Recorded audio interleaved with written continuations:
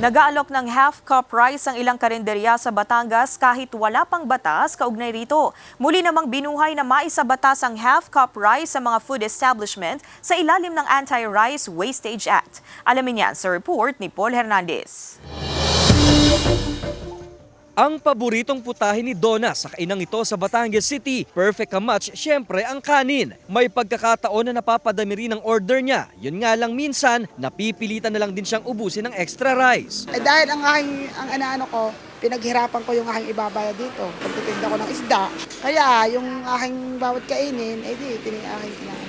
Wala pa mang batas na nag-oobliga sa pinagtatrabuhang karinderya ni Malu. Talagang nag-o-offer na rin sila ng half-cup rice. Pansin kasi nila na napapatapon lang ang nasa-serve na ekstrang tasang kanin na hindi rin naman naubos kaya nasasayang lang. Ang ginagawa namin, nilalagay namin sa pakainan sa aso. Para naman, ang aso ay makakain din naman ng matitira.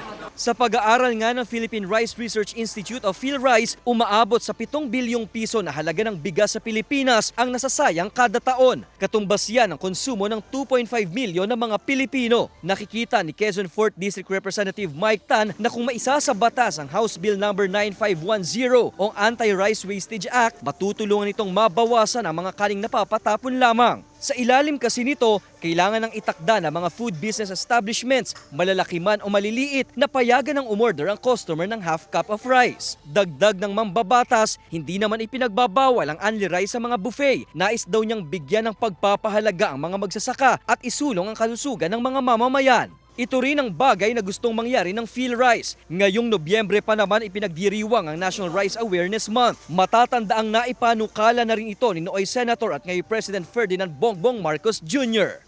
Kasama si Buhay Adante Jr., Paul Hernandez. Balitang Southern Tagalog.